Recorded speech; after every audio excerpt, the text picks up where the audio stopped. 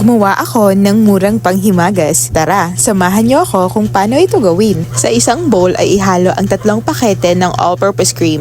Kahit anong brand ay pwede na. At idagdag ang kalahating lata ng kondensada.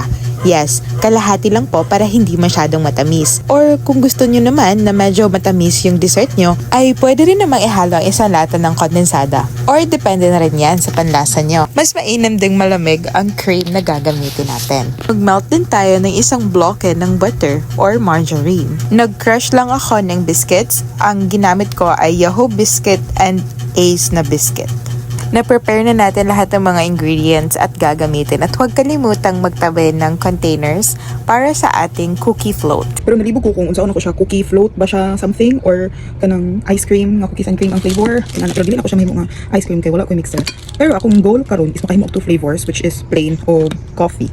Dami kayo. Then haluan ako siya ani Ace. Ay, dili ni sponsored. Ay, kinsa ragod ko para i-sponsor. Ala. And then tama na siguro ni. Tingnan ko dagan na siya. Ay, karo. I-mix na nato ang butter.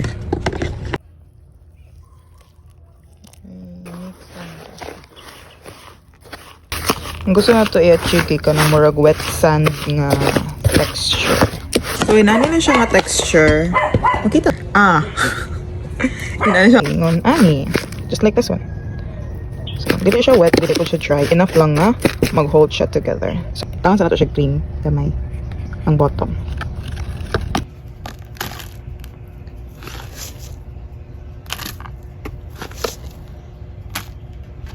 First layer is done. Another layer sa cream.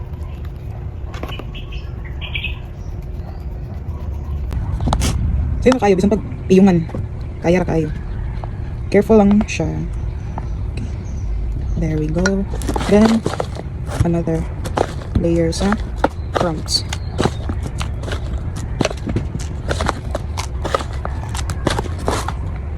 Sure nga makover ang cream before ninyo siya ipat. Kay dili man gud ni siya biscuit nga katong whole. Crumbs man gud para dili ma-mix. Then another cream.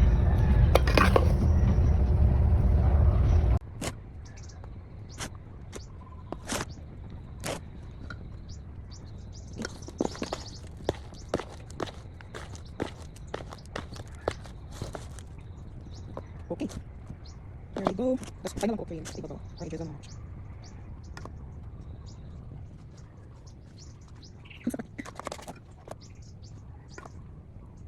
The coffee mixture, mix lang na to. Coffee.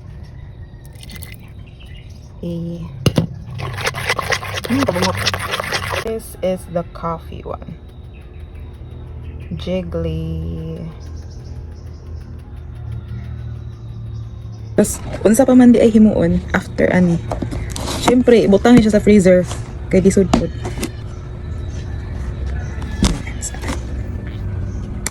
Bye! Bago ko na ako maghimo og cookie float.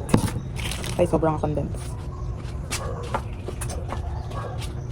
Ang hipos ta.